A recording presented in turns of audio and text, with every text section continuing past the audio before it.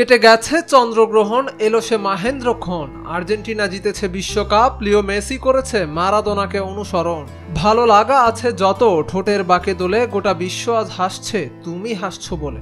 কথায় আছে পুরুষের সাফল্যের নেপথ্যের কারিগরে থাকে একজন নারীর অবদান। সাদামাটা একজন ফুটবলার থেকে ফুটবল শাসক লিও মেসি হয়ে ওঠার ক্ষেত্রে সেই অবদানটা যেন পুরোটাই মেসির স্ত্রী অ্যান্তোনেলা রোকৌজোর।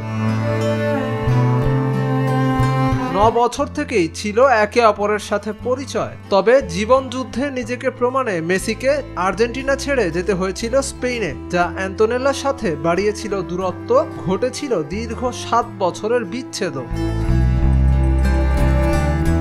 মেসি চলে যাবার কিছুদিন বাদ অবধি অ্যান্তোনেলা মেসির প্রতি টান অনুভব করলেও দূরত্ব মেটানোর কোনো প্রকার উপায় না থাকায় আরেক ব্যক্তির সাথে প্রেমের সম্পর্কে জড়িয়েছিলেন রোকুজো।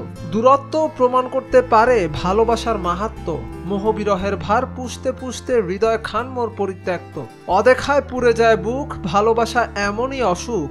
আমার গল্পের গন্তব্য তোমার হৃদয়ের অচিনপুর। সে গল্পের সমাপ্তির সুরে অন্তরে অতৃপ্তি রবে। তুমি বলে উঠবে কেন শেষ হলো ধূর। ঠিক এমনটাই যেন অনুভব করেছিলেন রোকুজো।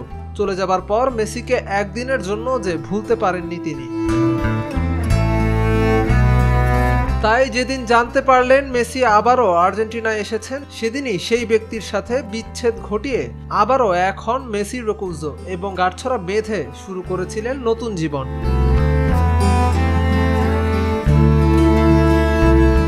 2017 সালের 30 জুন বিয়ে করেন মেসি ও অ্যান্তোনেলা। সেই সময় মেসি পত্নীর এক বন্ধু সূত্রে জানা যায় অ্যান্তোনেলার আরেকটি সম্পর্ক ছিল। সেই প্রেমিক নাকি বলেছিলেন, ও আমায় ছেড়ে গেছে ঠিকই, কিন্তু একটা কথা ভেবে কষ্ট কম হয় যে ও কোনো মানুষের জন্য নয়, ও মেসির জন্য আমায় ছেড়ে গিয়েছে।